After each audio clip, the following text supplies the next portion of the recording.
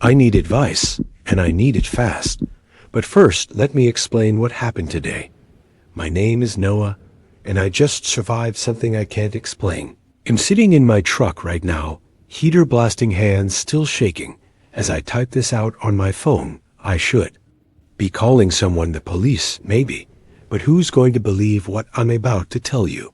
It started as a simple weekend trip to decompress after a brutal week at work.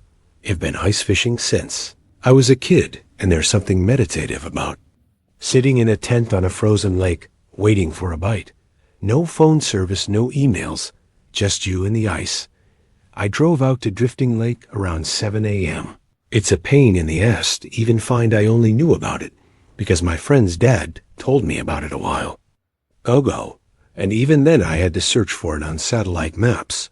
The access point requires a solid 30-minute drive down a maintenance road that's barely maintained at all today. It was worse than usual patches of ice, making the whole drive feel like playing Russian roulette. With my truck's alignment, I saw tire tracks from other vehicles, so at least I knew I wasn't completely crazy for attempting it. But every time my wheels slipped, I questioned my life choices. But that's exactly why I like drifting. Lake, the terrible access keeps most people away. Except today, there were more people than I expected. I counted maybe 15 other fishermen spread across the lake, their pop-up tents dotting the ice like colorful mushrooms. A couple of guys near the shore were unloading their gear from a sled, and one of them gave me a friendly wave as I passed. Any luck out here before I called over? First time at Drifting Lake, he shouted back. Buddy said it's worth the drive, though. It usually is, I replied, giving him a thumbs up.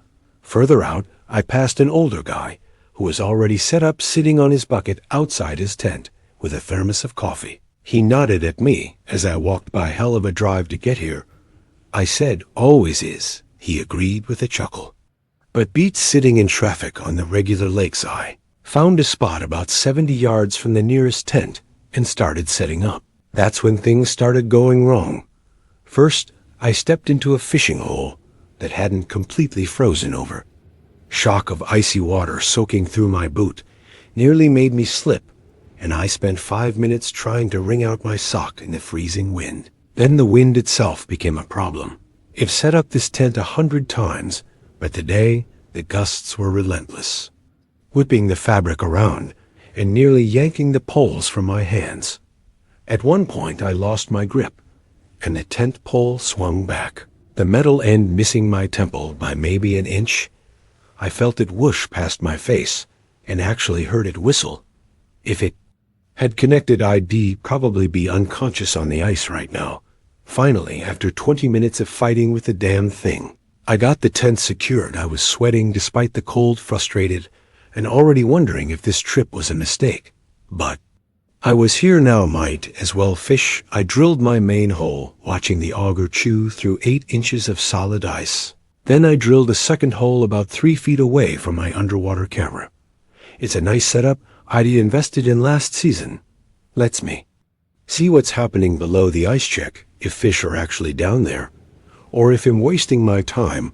I dropped the camera down and watched the monitor as it descended. Murky greenish water, some vegetation, the occasional flash of something small darting.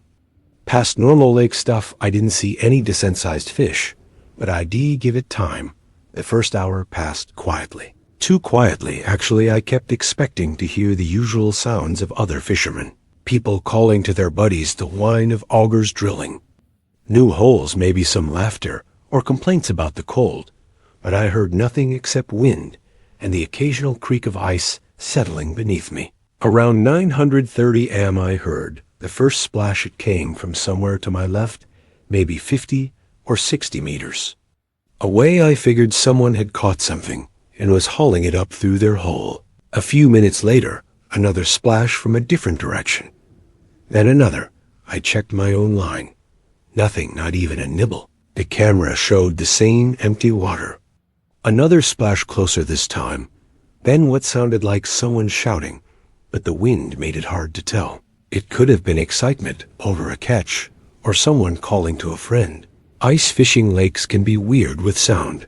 Sometimes voices carry perfectly. Sometimes they get swallowed by the wind. I went back to watching my line, adjusting my jig, trying to stay patient. The splashing continued intermittently, always from different directions. I started to find it annoying if everyone else was catching fish. Why wasn't I getting any action? Then I heard the scream. It was unmistakable this time, a genuine terror-filled scream that cut through the wind. Close, very close, maybe from the tent nearest to mine. I scrambled out of my shelter, nearly tripping over my bucket in my haste. The screaming had stopped as abruptly as it started, but I ran toward where I'd heard it, my boots slipping on the ice. The tent was maybe 70 meters away, bright orange fabric flapping in the wind. As I got closer, I could see the entrance was unzipped and hanging open. "Hey," I shouted. "You okay in there?" No response. I reached the tent and looked inside, empty. The guy's gear was scattered around. His rod was lying on the ice, his bucket tipped over. But what made my stomach drop was the fishing hole. It was huge. Not the standard 8-inch diameter you drill with an auger, but easily 3 feet across. The edges looked chewed or broken. Outward chunks of ice scattered around it, and leading to that hole were drag marks. 2 parallel lines scraped across the ice like someone had been pulled. I stared at that hole, my brain refusing to process what I was seeing. Then I heard it, a wet sucking sound like something large moving through water. Just below the surface, I backed away slowly, my eyes locked on that tool. That's when I noticed something that made my blood freeze colder than the air around me. All the other tents were collapsed. Every single one, 15 brightly colored shelters that had been standing when I'd set up were now just deflated piles of fabric on the ice. And near each one, I could make out dark circles, enlarged fishing holes, just like the one in front of me. The splashing sounds I'd been hearing all morning suddenly made horrible sense. I was alone on the ice. I ran back to my tent, my mind racing. I needed to pack up and get off this lake immediately. My hands shook as I started throwing gear into my bag. Forget organizing, forget being careful, just grab what I could. That's when I glanced at the camera monitor. The screen showed murky water, but something was different. The camera was panning, being pushed by a current, and as it turned, I saw it. A person in the water, maybe 20 feet from the camera. My first thought was horror. Someone had fallen through the ice. Someone was drowning right now, and I was watching it happen on a screen. But that thought lasted maybe half a second before my brain started screaming that something was wrong. The person was just floating there, not struggling, not thrashing, not doing anything a drowning person would do, just suspended in the water, completely still, except for the gentle drift of the current. And they were staring directly at the camera. The skin was pale, almost luminescent in the murky water visibility. Bloated, it made me think of bodies pulled from rivers on the news. But this wasn't a corpse. It was moving with purpose, with intelligence, even though it hadn't been struggling a moment before. The face was human, eyes, nose, mouth, all in the right places, but the eyes were too wide, unblinking, and they caught what little light filtered down in a way that made them reflect like an animal's. The skin had a strange sheen to it, almost waxy. That's when I noticed the neck. There were slits along the sides, 3 or 4 on each side, opening and closing rhythmically, like gills, like it was breathing underwater. My brain tried to rationalize it. Weird lighting, murky water, maybe shadows playing tricks.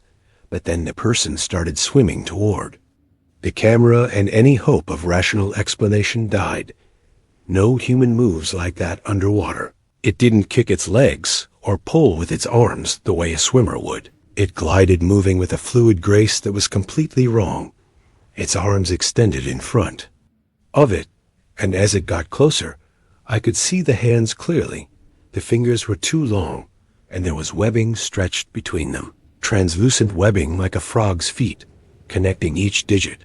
"Oh God," I whispered, and that broke my paralysis. I grabbed my phone, wallet, and keys, shoving them into my pockets. Everything else, the expensive rod, the tackle box, the heater, I left it all. The monitor showed the thing getting closer, its pale face growing larger on the screen. I was halfway out of the tent. When I heard the ice crack behind me, I didn't look back, I couldn't. But I heard the sound of ice breaking, of something forcing its way through a space too small for it, widening the hole with terrible strength. I heard water sloshing onto the ice. Heard something that might have been breathing, but sounded too wet, too wrong. I ran. The ice was slippery, and I nearly fell twice, but terror kept me upright and moving. I could hear the wind and my own ragged breathing and my boots slipping on the sea.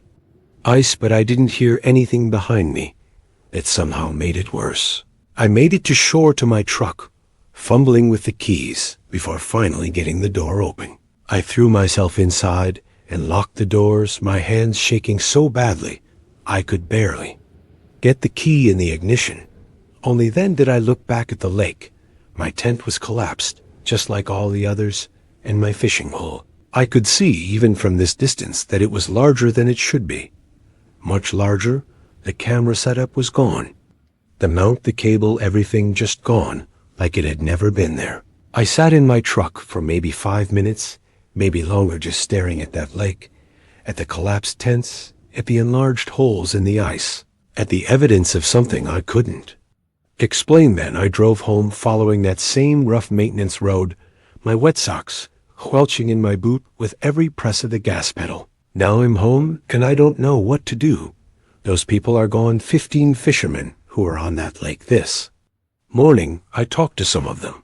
The guy with the coffee thermos, the 2 buddies unloading their sled. They seemed like good people, just out for a day of fishing like me.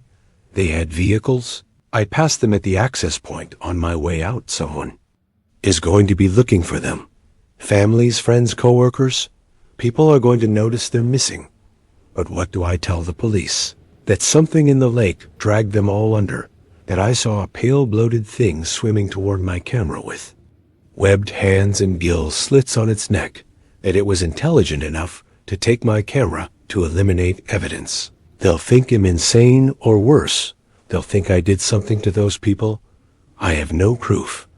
No camera footage, no witnesses, nothing. Just my story about a creature in drifting lake that hunts ice fishermen. I keep checking the local news, but there's nothing yet about missing persons. Maybe no one's noticed yet.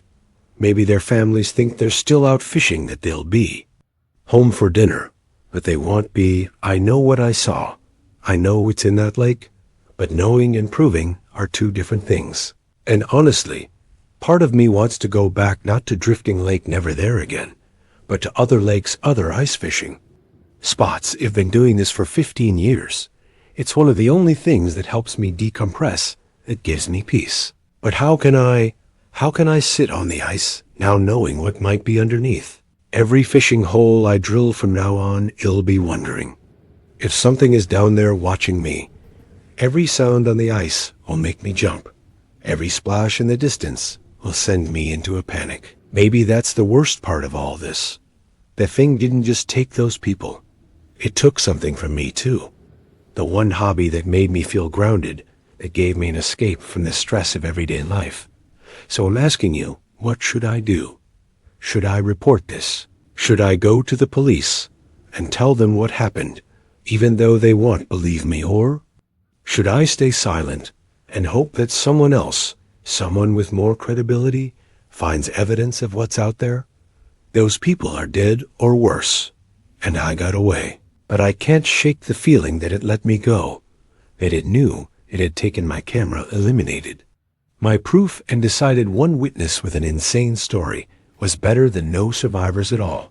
Has anyone else experienced something like this? Has anyone heard stories about drifting lake? I need to know. I'm not crazy. I need to know what to do, because right now all I can think about is that pale face staring at the camera. Those gill slits opening and closing, and those 2 long fingers with webbing stretched between them, and the sound of ice breaking as it forced its way through to get to me. I don't know if I can ever go ice fishing again, but God, I don't want to give it up. It started at a 12-hour shift I was working this past Saturday. My coworkers and I went on our usual morning duties. cleaning the cages, fixing beds, refilling water bowls, taking dogs out to go to the bathroom, etc. Going down the line of cages. I got to this new dog. I didn't know named Cricket. He was a black giant schnauzer with a blank look on his face. He stared at me with his big, dark eyes from the other side of the glass door.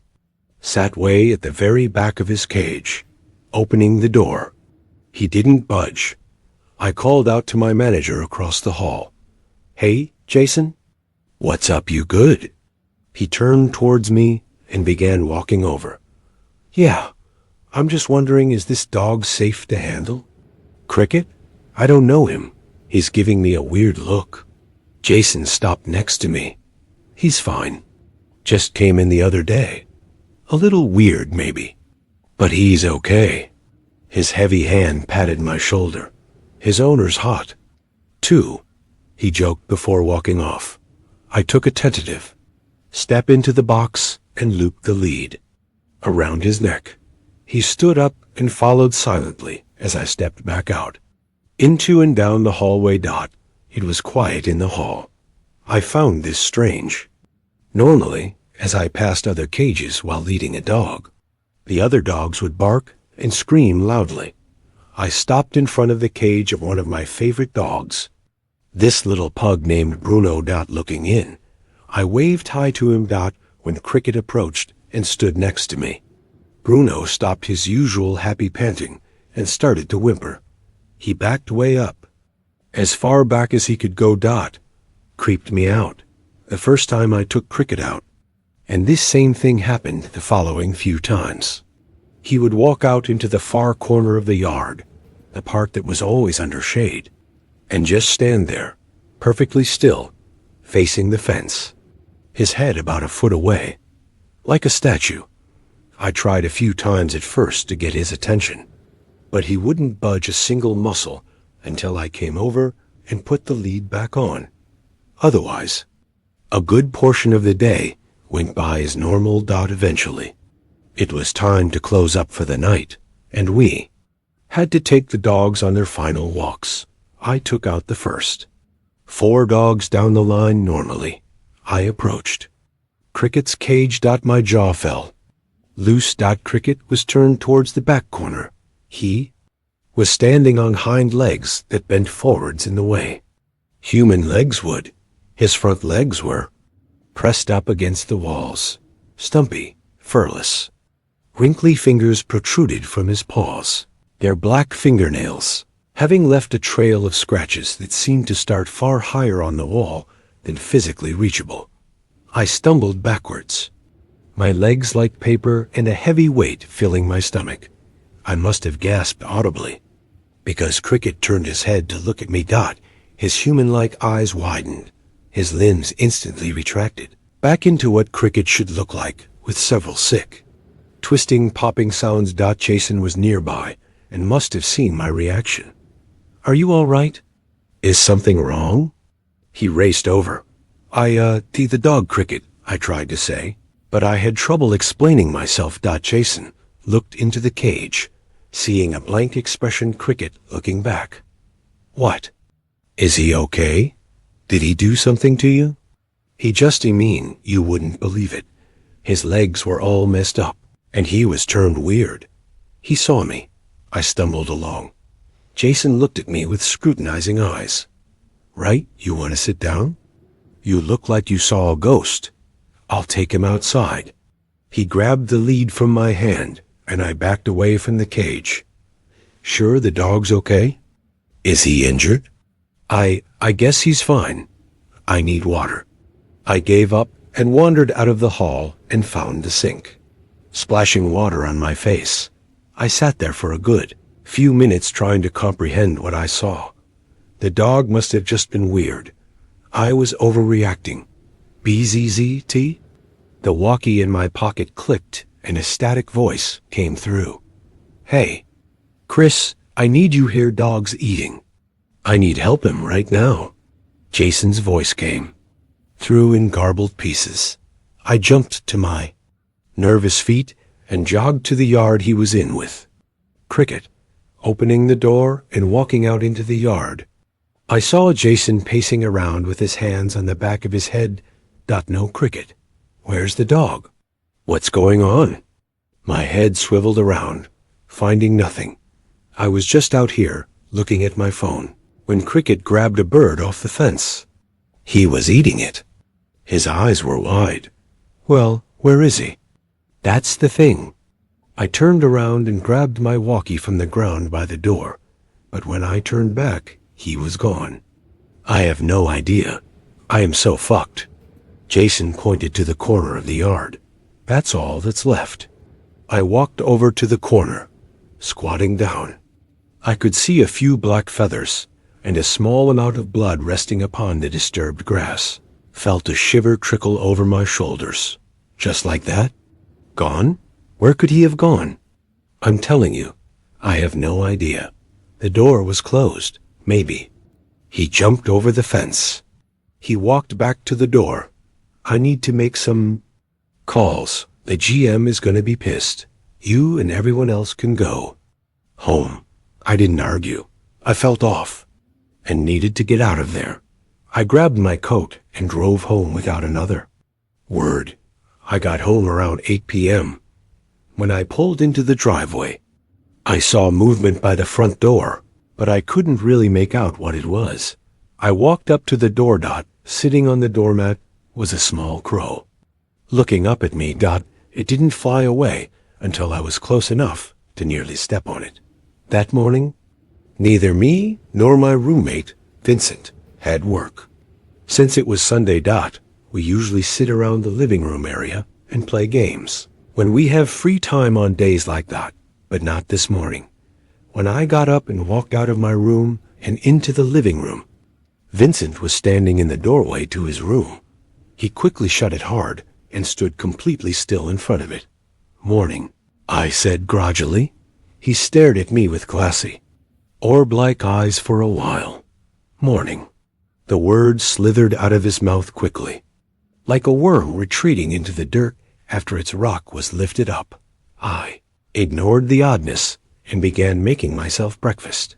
After a while, just after I flipped my omelet shut, he walked into the kitchen and sat at the table.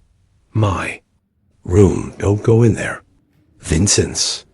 Words hit my spine like cool water with the cadence of a toddler and the voice of a grown man. Okay, I wasn't planning on it, I said, laughing casually. I loaded my food onto a plate and sat at the table with him. The smell of pennies was overwhelming. It was so bad that it made it hard to eat, and it was coming straight from him. I made a few small attempts at conversation that all sat on empty air before giving up and only giving him the occasional glance. He was staring straight down at his hands, slowly twisting them around. Feeling creeped out, I hurriedly finished my food and walked back to my room. Sat in my room by the door and listened to the other side. I decided that I wanted to know what was up with him. I wanted to see his room. I listened to the sounds of footsteps pacing back and forth in the living room for maybe 30 minutes. At that point, I thought he was being ridiculous. I knew it was nosy. But when I heard the back door open and shut, I knew it was my chance to see what was in there. Outside the room, the smell of pennies was again overwhelming, filling my nostrils with a sickly tinge. I finally mustered the courage and opened his door. Blood. It was everywhere. It permeated every damn surface, mostly dry and cracked, with huge red stains soaked into the bed. The hardwood floor had a pool so large that it was nearly black in color, and was still shiny and wet. Footsteps, both bare and with shoes, littered the ground. It reeked of copper. I checked behind me before taking several frantic steps into the room. I squatted down to inspect a lump sticking out of the pool. It was a finger. I had no doubt about it. I gagged and looked away towards the bed. I could now see underneath, obscured by shadows, Half of Vincent's face, it was just a partial disembodied head, caved into the bridge of the nose on the entire right side. One eye, still in place, stared at me, UNBL, INKING. My vision tunneling. I stumbled back, my hand slipping in the pool, causing me to fall into the sticky mess. I scrambled back onto my shaky legs, now covered in the cold liquid. I turned and left the room promptly, as I crossed into the living room. I heard a loud squeak and the back door opened. I froze. Vincent stood in the doorway, staring at me with wide, dead eyes. Just as the other Vincent had under the bed, in an instant, he fell onto all fours, his limbs morphing and snapping into the form of pink, fleshy dog legs. He nearly closed the gap before I could react. I ran into my open bedroom door. I slammed the door shut as he sprinted towards me. A single fleshy paw caught itself in the frame. He shrieked, high and bird-like. The paw grew those stubby, wrinkly fingers. They squirmed around as I put more weight on the door, blood leaking out from the wrist. Dark, bony claws broke through the ends of the fingers and protruded far enough outwards to scrape the shoulder I had jammed onto the door. Drawing blood, I drove my body into the door with one final push, my heart racing a mile a second. An excruciating scream preceded a harsh snap and the squelch of flesh, ripping and falling to the floor. The door shut. The creature began to bang on the door hard, so hard that as I backed away, I could see the wood bowing inwards. I reached for my window and lifted it, hopped through and sprinted into the neighborhood street, still coated in Vincent's blood. Since then, I've run to a nearby friend's house, having trouble believing me. I called the cops, and they should be here any minute. I figured I'd come here and write everything out so I can just have it all laid out in a way that makes more sense for me, for the police, maybe. Then they'll understand why the bird that's been staring at me outside the window for the past hour is freaking me out. My internet friend stopped answering months ago. Today I received a message from him from the year 2112. I never was good connecting with people. That is why I ended up in that shit forum. A hole where we go, the ones that hate our office jobs, but are too tired to quit, the kind of places where one enters to feel connection with real people while surrounded by godinas. That is where I met Jay. There was no magical connection. We were just two boring guys throwing shit about our jobs in the general chat at 2 a.m. At start, I thought Jay was a dedicated troll or a role-play writer very deep in his character. His complaints were weird. He didn't complain about the air conditioning. He complained that the oxygen filters of Sector 4 tasted like rust. He didn't talk about the subway. He spoke of the fucking magnetic capsules that always vibrate too much. I followed the current because it was fun. It was better than working on my spreadsheets. But with time, it stopped being funny. Jay was not inventing nothing. He spoke of the Great Blackout of '85 like it was basic history from primary school. His descriptions of what he saw through his window gave me chills. He didn't speak of the gray sky of always. He described a city that looked like a living organism with buildings of glass and metal growing upwards like mushrooms eating the horizon. I thought I knew Jay wrote to me from 2112. And the worst is that our lives were equally pathetic until Jay got the job. Core maintenance. Jay was out of himself. When they hired him, he told me the city finally was going to wake up, that the arrival of the new biotech systems was going to change everything, and that he would be there in first line. I remember his message. He was euphoric.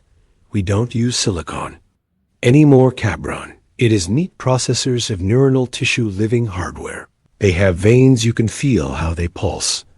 He felt like a kid with new toy, said the machine was going to manage reality, that there would be no more traffic or blackouts, because the system predicted the needs before anyone even thought them. Finally, he felt his talent was not going to rot in an office, but that he was building the future, I was happy for him. And then I got run over, nothing cinematic and uber skipped. A stop sign while I was crossing 3 weeks in the hospital, broken clavicle, and a depression of a horse. I lost my cell phone in the accident, and honestly, when I got out, I didn't have desire to talk to anyone, not even Jay. I isolated myself months. Past I convinced myself Jay was just a crazy guy with too much free time or a role player with much imagination. I forgot the topic until 3 hours ago. My phone vibrated, unknown number, local area code, but with too many digits. It was Jay. The message wasn't a formal letter. It were paragraphs vomited full of finger errors written by someone who knows his time is ending. Don't apologize. Don't even try to explain why you disappeared those months. I already know when I entered the core registry to see what had failed in my life. I saw the tree of causes and effects. I saw your name there, lost between millions of data. I saw the report of your traffic accident, the car model, your clavicle diagnosis, the exact days you would pass unconscious. The system had it registered in its map of certainties since decades ago. The system knew you were going to shut up. It read that pain and trauma would keep you far from the keyboard enough time, so my loneliness reached critical point. You are just like everyone else, one more adjustment variable friend. In the core registry, I saw the simulation. It was a perfect video. I was on the walkway of Sector 7. I saw how my body leaned. I don't know if I slipped on oil or if simply my muscles gave up. But I saw myself falling direct to the main generator, and the sound, God, it wasn't a scream. It was that violent buzz of high tension, a dry crack, and then that electric hiss that vibrates in your teeth. Saw myself cooking in a discharge of 400,000 volts, and the system played it again and again, like it was a tutorial. Jay told me he tried to change it, reported sick, locked in his room. But the system doesn't manufacture the future. It predicts it with cold exactitude. Yesterday arrived a mandatory work order, priority alpha. The place, Sector 7, the task, repair a logic error on the walkway. And attached to the work order came the file of closing of my shift. Cause of leave, work accident. It wasn't a threat. It was an administrative fact. The system already had processed my death to square the accounts of the quarter. You don't understand. It's not that they want to kill me. It is that the system already knew about my imminent death.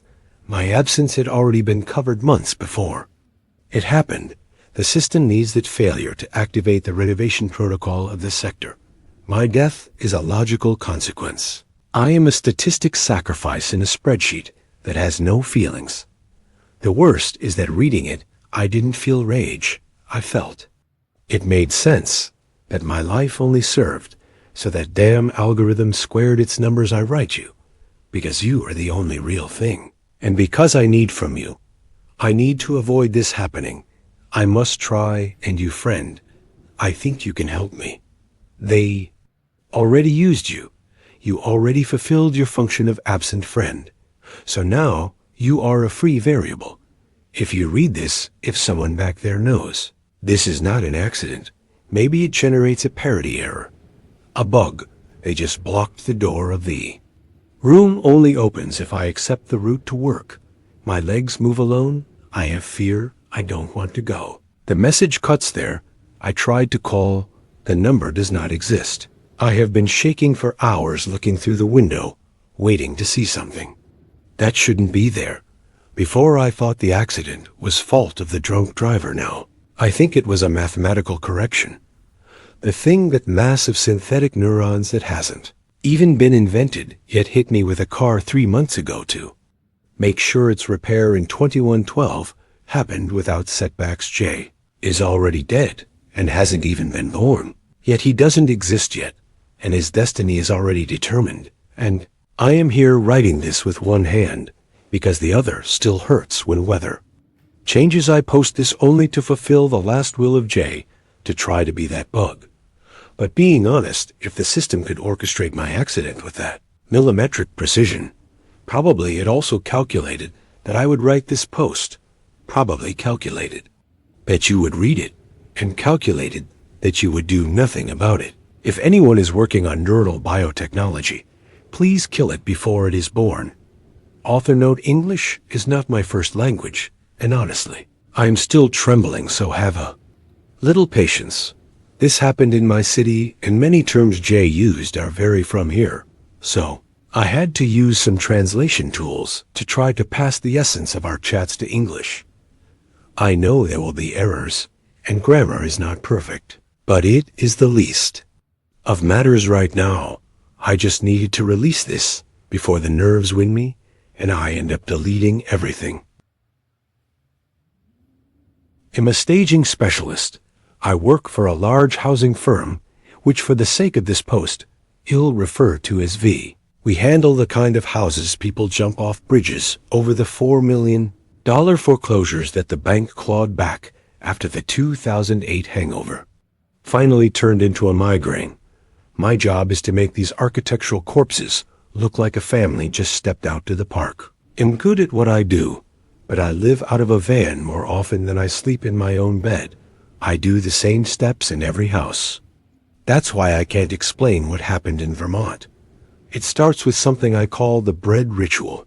The first thing I do when I enter a dead house, that's my own term, is set up the portable convection oven in the kitchen. The smell of rosemary bread is the ultimate psychological trigger, which is funny because I don't even eat carbs. I've been on a strict keto diet for 6 years now, since I started with V. V says it makes the house smell like a home. I say it smells more like sales pitch. Time the appraisers or the B-list buyers walk in the house is supposed to smell like a rich family's dream life, even if the previous owners ended theirs in the master bath. I spend most of my life on the road with Kit 48. That's our modern rustic template. It's a collection of sofas, lamps, coffee tables, etc., made of compressed particle board. If you don't look too closely, it looks like real walnut. If you do look closely, you can see the glue holding the sawdust together. $1 billion company. Skimping, you say? I bet your flabbers are ghosted. I have a pack of standard family photos that I prop up on the sideboards to give the rooms that lived in feel. They're airbrushed to fuck, and the people in them are so polished they barely look human. Last Tuesday, I was in a colonial in New Hampshire. I was exhausted, and when I reached for a bottle of dark walnut stain to touch up a scratch on the coffee table, I knocked it over. It hit the table edge and shattered. It shouldn't have broken that easily, but it did, and the stain bloomed across the wood. I tried to wipe it with a rag, but the table was a thirsty bitch and soaked it up, leaving a jagged, bilateral smudge in the center of the table, like a dark, deformed butterfly right in view of where the property photos would be taken. This would mean a trip to the warehouse, which meant more hours on the road, and I was growing so tired of the road, I went to shove the table in the van. It has a thumb scanner on the handle, and the thing has been glitchy lately. It worked eventually, and I dragged the table into the back. I told myself I'd swap it for a new one at the warehouse when I got the chance. 3 days later, I arrived at a ranch-style house in Vermont. I walked into the living room to start my measurements, and I saw a coffee table in the middle of the main room, and the only one with an access code to this place at the moment, so the coffee table being there threw me a bit. I walked over and touched the wood. The stain was there. The walnut liquid was still tacky, and when I touched it, it came off on my finger. Same jagged butterfly, same dark blot underneath. The inventory sticker had a corner peeled back where my nail caught it last week.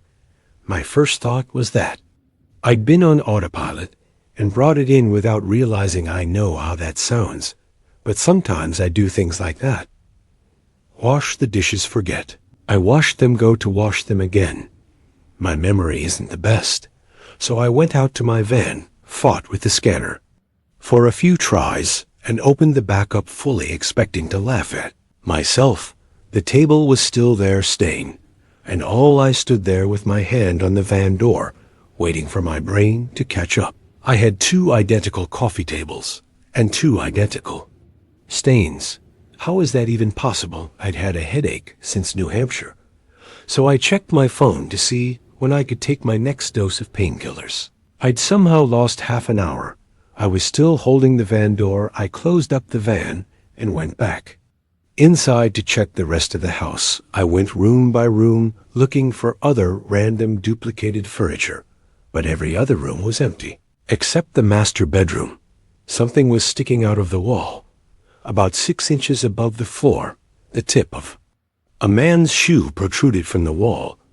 I knelt down to get a better look.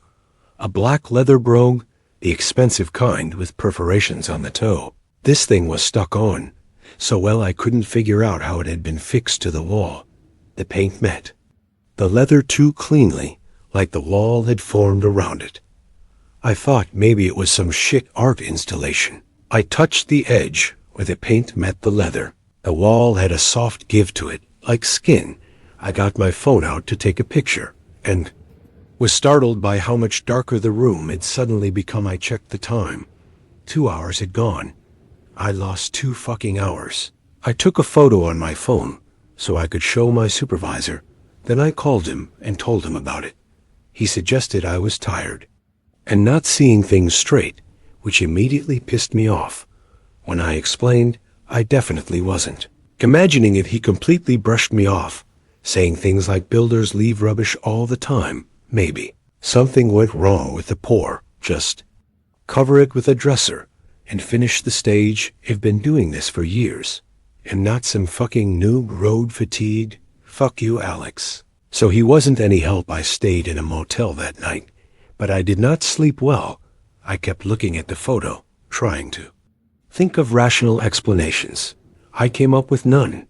I woke up to a strange voicemail from a work friend, Matey. She's in the same batch as me, based out of the Chicago hub. She sounded frantic and asked if I remembered the dodgy swings near our primary school in Essex. As far as I know, Matey has never been to England, let alone Essex. I'm pretty sure she's never left the Midwest. She was crying and kept saying my name over and over until the recording cut off. I'm worried about her because she is one of the most together people. I know I tried to call her back, but it went straight to voicemail, so I sent her a message asking if everything was okay. I've not heard anything back yet. What's weird is I haven't thought about the park near my primary school in years, and I know I didn't ever tell Matey about it. I could feel my headache getting worse. I went back to the Vermont house the next morning to finish the stage, and when I went into the master bedroom to finish up the shoe, it was gone. Wall was perfectly smooth with nothing to indicate it had been anything but smooth. I ran my hand over the spot, and it was perfect. Exactly like the rest of the wall. I'd expect to see some evidence of it being slightly different, like a slight difference in paint color where new paint was applied, but nothing at all. So I know this is probably a long shot, but has anyone else experienced anything like this? I'm looking at the photo of the shoe on my phone, and I'm looking at the coffee table with the stain. I've also lost 2.5 hours somehow. Is it possible for a company to fix a wall in the middle of the night without leaving any evidence of doing so? And why do I now have 2 identical coffee tables? I'm genuinely asking, does this make sense to anyone? I'm heading back to Maine in the morning, but I'm going to inventory my entire kit tonight to see if anything else is decided to duplicate. I really hope I don't lose any more time. I found something in my tool bag v issues. Our bags, and have used the same one for the entire 6 years I've worked here, so I know exactly what's supposed to be in it. A few hours ago, I was digging through the bag looking for a specific hex key for the Kit 48 dining set when my fingers hit something bulky at the bottom. It was rectangular and hard, but it was sewn into the lining of the bag. I've never felt it there before. I took a box cutter and sliced the interior fabric. It was a book. A book, thick spiral-bound manual of some sort with a lifeless gray cover titled Company Name on Site Optimization Log. You've seen the standard assembly guides 1,000 times. This was something else. I flipped to the section for Kit 48, and the instructions were oddly scientific.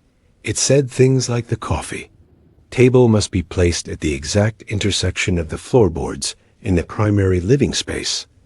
The floor lamp must be angled at 14 degrees, relative to magnetic north. The convection oven timer has a specific frequency setting, and that the button should be held down for 10 seconds until the display flashes a code 48. I didn't know what any of that meant, but it had been a really weird week, and clearly I was feeling reckless. So I decided to follow what the book said. I used a laser level to line up the sofa, a compass on my phone to find magnetic north for the lamp, and I set the oven frequency just like it said. It took about an hour to get it all right, but nothing happened. It was pretty anticlimactic, actually. I carried on with the stage as I normally would, and as I added the finishing touches, I started to feel weird. My vision started to lag, and when I turned my head to look from the kitchen to the living room, the furniture seemed to take a microsecond to appear. It felt like the world around me was moving slower, or my eyes were processing things faster. The rosemary smell from the oven felt like, I don't know how to describe it, like it was physically in the air. I became very aware I was breathing it in, and it was filling my lungs. It only lasted a few minutes before things went back to normal. So in the moment, I put it down to stress. Things have been weird as fuck lately, and there are bound to be some side effects. I was coming to the end of the stage and walked into the living room to take the final photos. But when I looked out the window, the coastline was gone. I stepped closer and pressed my forehead to the glass. A flat white hot desert stretched to the horizon. The sun was a blinding white eye in a bright cloudless sky. It looked like it was midday in Maine. It was 2 p.m. I unlocked the sash and pushed the window open. Heat poured into the room and hit my face. It was like opening an oven door. I let my right hand drift outside and watched it start to burn in real time. My left arm, still inside, remained cold. I slammed the window shut and locked it. My breath was visible in the cold air of the cottage, but the desert sun still shone through the glass. I grabbed the manual and left back in the van. I went through the manual again. I couldn't find any author details or department names, but there was a list of what I assumed to be ID numbers. I don't want to include too much detail here, but they all start with 48 followed by a string of letters. There's also a section called validation credits, which I've never heard of in my life. I tried calling Mady, but her phone was still going straight to voicemail. So I called Donna. Donna was in the same batch as me and Mady. We started together, trained together, and we all work with Kit 48. We've always been close as you can be when you're physically miles apart. She picked up on the third ring. Her voice sounded different, flat and monotone, not the joyous voice I remembered. Donna is usually full of life and bursting to speak, always filling the silence. I made small talk for a few minutes, then asked if V had started installing new high-tech windows. I expected her to laugh at that. We both know V doesn't spend money on anything it doesn't have to. She went quiet for a few seconds, then said, "What did you see?" That threw me, because that's a really odd response to that question. So I didn't say anything. In the exact same cadence and tone, she repeated, "What did you see?" I couldn't think of a single normal response to that, so I lied and said nothing. Then I asked if she'd spoken to Mady. She said she'd spoken to her yesterday, and when I asked her how she sat on her cell, if tried calling Mady multiple times at different times of the day, but it goes straight to voicemail. You've also sent messages, but they all still show as undelivered. I think Donna lied to me, but I don't know why. Something doesn't feel right. I'm going to see what I can find on the V employee portal. If these IDs link to people, I want names, and if this manual was stitched into my bag, I think someone wanted me to find it. No time lost today. As far as I know, before I update with the insanity the past few days have been, and in case you haven't seen my other posts, here is the short version. My coffee table duplicated. The Vermont house grew a shoe in the wall. I found a manual with weird instructions stitched into my tool bag. I followed those instructions in a main house, and the outside view turned from a coastline to a desert. If you don't know what's going on, neither do I. That's why I'm asking for help. I'm sat in my van at a rest stop near the main border, the engine idled to keep the heater running against the coastal. Chill, my VNet laptop sat open on the passenger seat, logged into the employee directory. I typed in the 3 ID numbers I found on the back of the manual. Each search returned a single line of gray text, status active location, 0. I tried to click the location to see if a map popped up, but instead, a web page appeared stating permission denied, access logged. I shut the laptop immediately. Access logged. Logged where? By who? I assumed this meant someone knew I was looking, and I didn't feel good about that.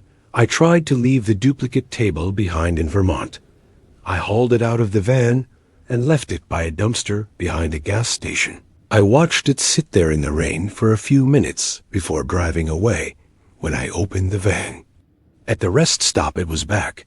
It was sitting right next to the original table, the 2 identical bilateral stains staring at me like a pair of dark eyes, mocking me. So I have 2 of them now, and I can't seem to get rid of them. I searched online for 0.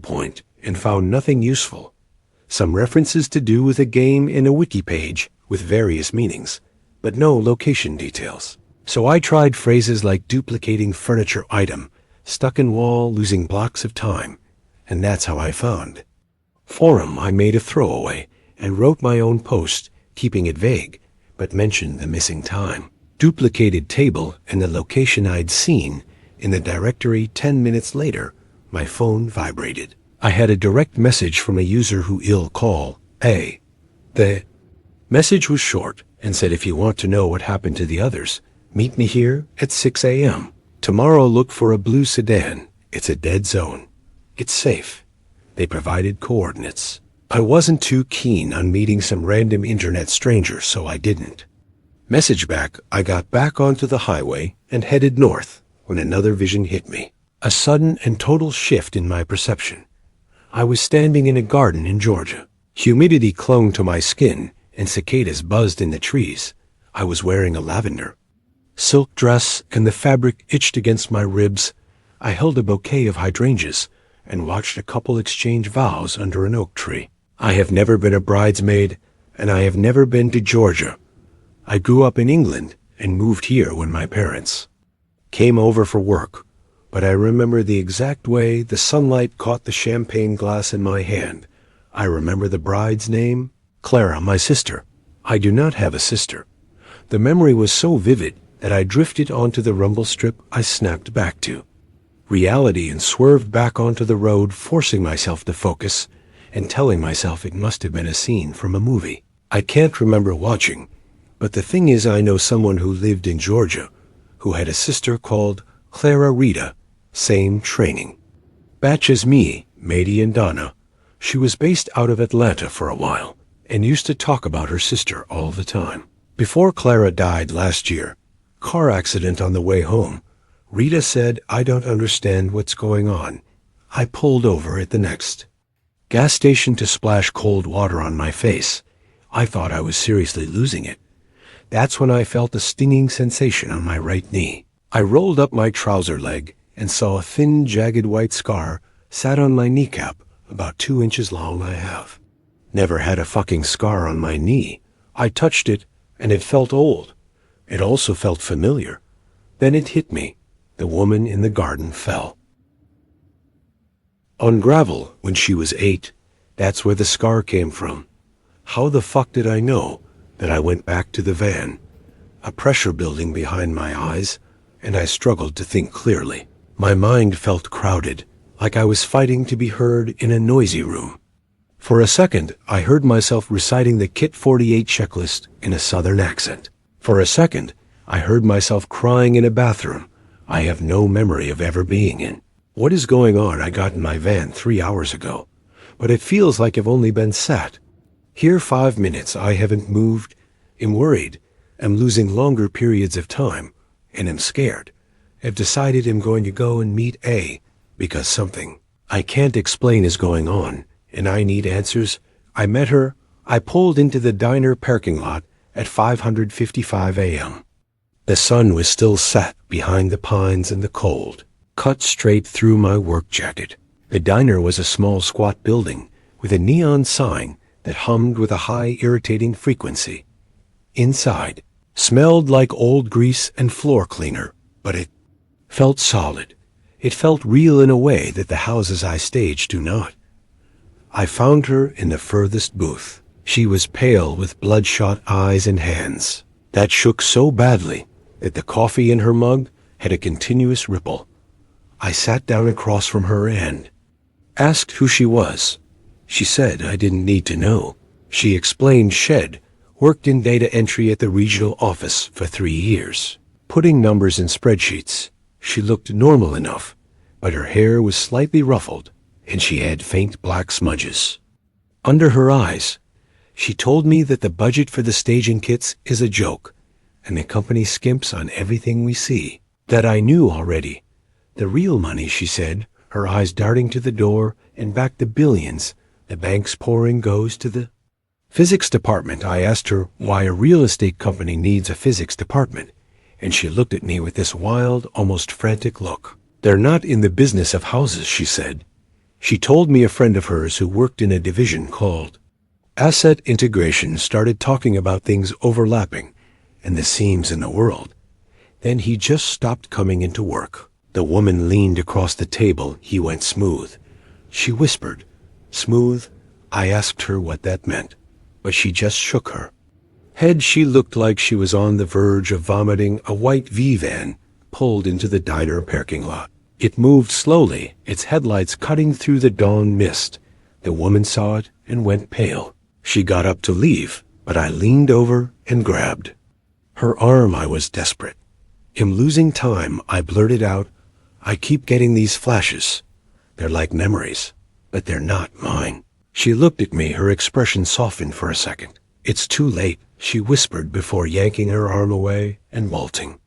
Out the back door, I sat alone with a cold cup of coffee. Outside, the van lingered for almost an hour. When it left, I went back to my van and locked the doors. I gripped the steering wheel and screamed till I ran out of air. What the fuck is happening? I was breathing too fast. I felt lightheaded. That's when the next flash came. I was in another van, similar to mine. There was a half-empty bottle of water in the cup holder and a laminated Kit 48 checklist stuck to the visor with a binder clip.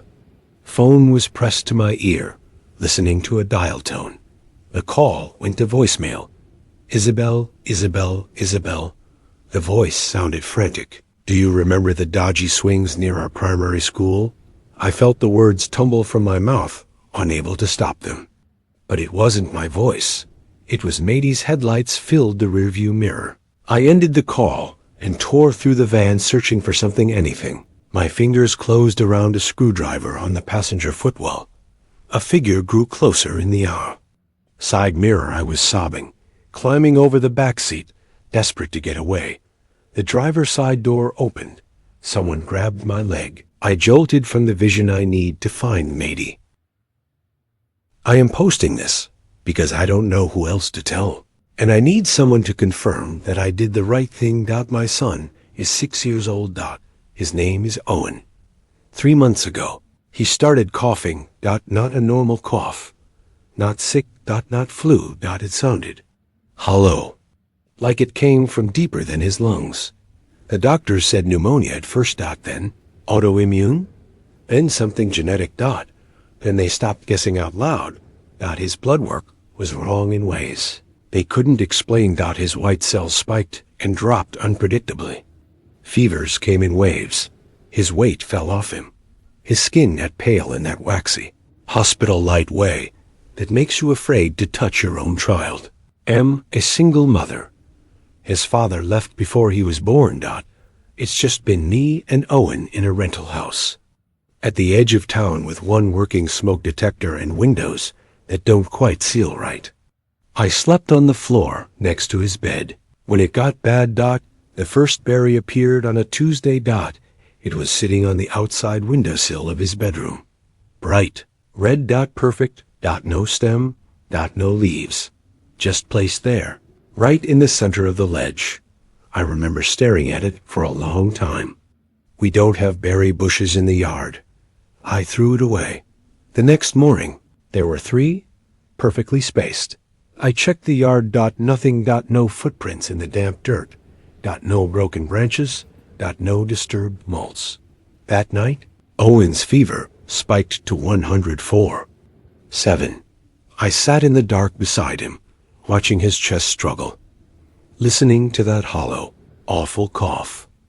That's when I heard it. Tap, tap, tap. I froze. It came from the window. Not loud, frantic, just deliberate. Tap, dash, tap, pause, tap. I told myself it was branches. There are no trees near that window. When I looked, I didn't see anyone, just my reflection and the dark yard beyond it. But I did see something else. 5 berries, now in a straight line. I don't know why I did what I did next. I washed one in the sink. I cut it open. It looked normal inside. Seeds. Pulp. It smelled sweet. I mashed it into a spoonful of applesauce. I fed it to Owen. Within an hour, his fever broke. By morning, he was sitting up in bed asking for cereal. The doctors called it a spontaneous remission event. That was the first time I lied to a doctor. The berries came every night after that. Always after the tapping. Always in patterns. 3, 2, 5, 1. I started waiting for the taps. I would sit in the dark, not breathing. Tap, dash, tap, tap, and I would whisper, I hear you. The next morning, the berries would be there. Owen got stronger. His cheeks filled out. His cough faded. But then he started clicking his teeth in his sleep. Soft at first. Almost. Cute. Click. Pause. Click. Click. One night, I stood outside his door and listened. The clicking wasn't random.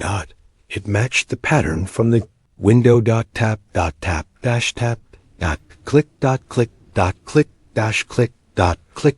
My stomach dropped. I opened his door slowly.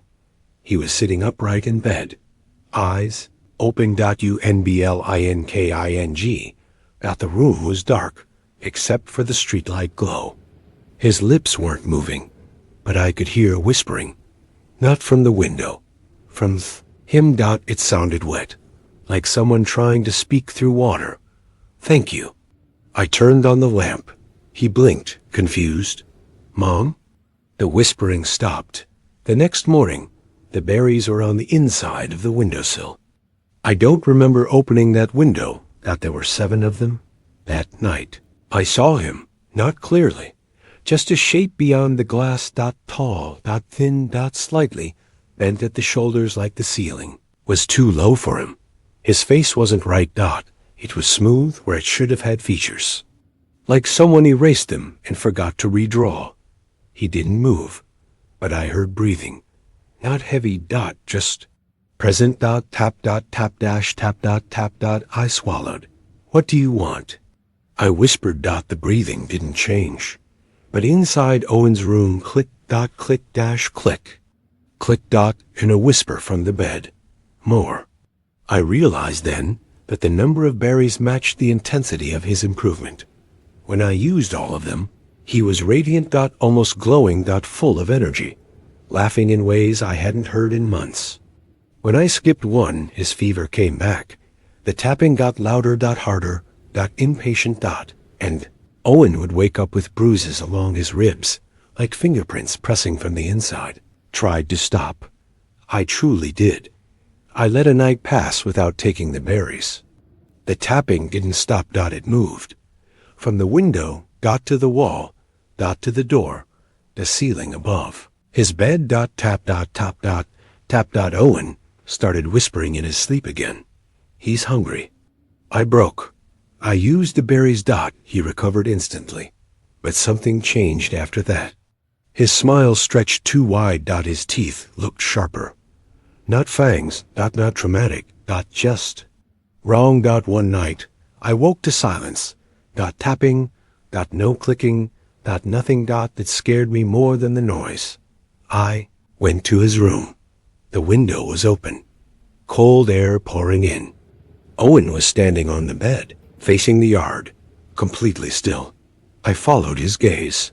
The figure stood at the edge of the lawn, clearer, now, its head tilted toward me.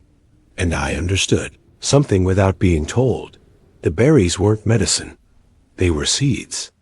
And my son, my beautiful, fragile boy, was the soil. He turned slowly to look at me, his mouth opened, not wide, just enough, and from somewhere deep inside him, I heard it, tap, tap, dash, tap, tap. A sound didn't come from his teeth, that came from his chest, like something knocking from within. He smiled and whispered in a voice, layered with another beneath it. He says, "Thank you for letting him grow." There were no berries on the windowsill that night. The tapping doesn't come from outside anymore. It comes from the walls, from the pipes, from under the floorboards. And sometimes, when Owen hugs me, I feel something tapping back from inside him, waiting. Don't know what happens when it's done growing, but I think the orchard doesn't need the window anymore.